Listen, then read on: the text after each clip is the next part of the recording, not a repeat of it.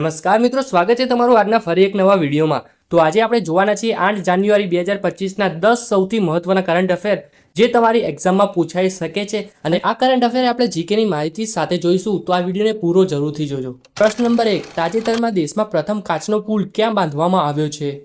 તો મિત્રો આમાં જવાબ આવશે તમિલનાડુ। તમિલનાડુમાં દેશનો પ્રથમ કાચનો પુલ બાંધવામાં આવ્યો છે। આના વિશે કેટલીક મહત્વની વાત કહું તો તમિલનાડુના મુખ્યમંત્રીએ 30 ડિસેમ્બરે કન્યાકુમારીમાં સમુદ્ર પર ભારતનો પ્રથમ કાચના પુલનું ઉદ્ઘાટન કર્યું હતું।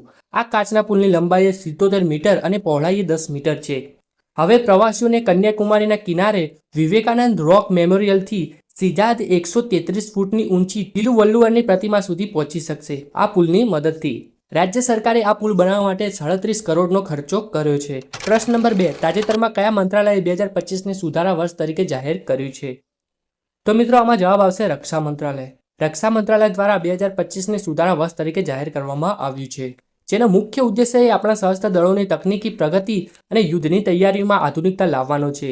2025માં રક્ષા મંત્રાલયે નવા ક્ષેત્રો અને સાયબર સ્પેસ જેવી ઉભરતી તકનીકો પર ધ્યાન કેન્દ્રિત કરશે। પ્રશ્ન નંબર 3, તાજેતરમાં 78મી સંતોષ ટ્રોફી 2024-25 કોણે જીતી? તો મિત્રો આમાં જવાબ આવશે પશ્ચિમ બંગાળ। પશ્ચિમ બંગાળે 78મી સંતોષ ટ્રોફી 2024-25 જીતી છે।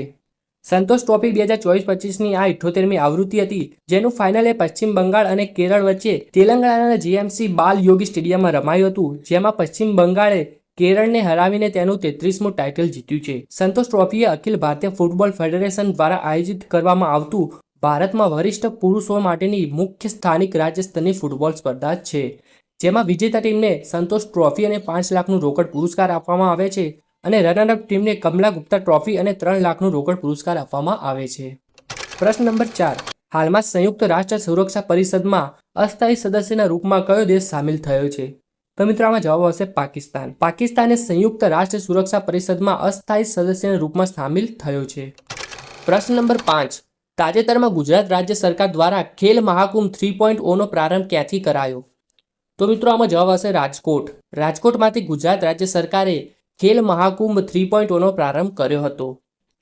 આના વિશે કેટલીક મહત્વની વાત કહું તો આ ખેલ મહાકુંભમાં મુખ્યમંત્રી ભૂપેન્દ્ર પટેલ અને રમતગમત મંત્રી હર્ષ સંઘવી હાજર રહ્યા હતા અને આ કાર્યક્રમ એથ્લેટ ગ્રાઉન્ડ ખાતે યોજાશે અને આની શરૂઆત નરેન્દ્રભાઈ મોદીએ 2010માં કરી હતી।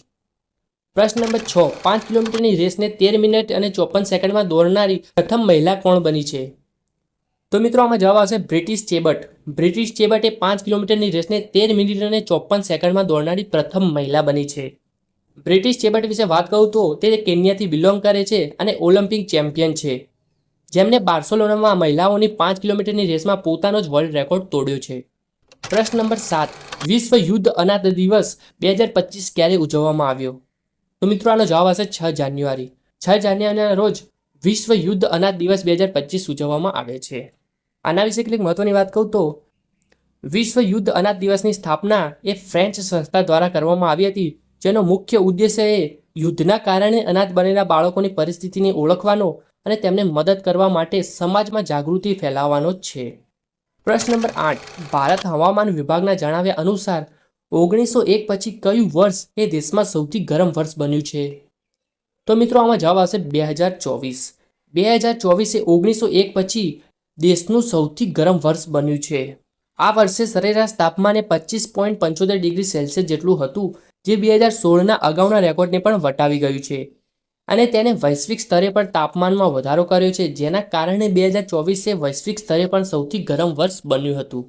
પ્રશ્ન નંબર 9, જાન્યુઆરી 2025માં international handball championship trophy men youth અને જુનિયર ક્યાં યોજાઈ રહી છે? તો મિત્રો આનો જવાબ આવશે લખનઉ।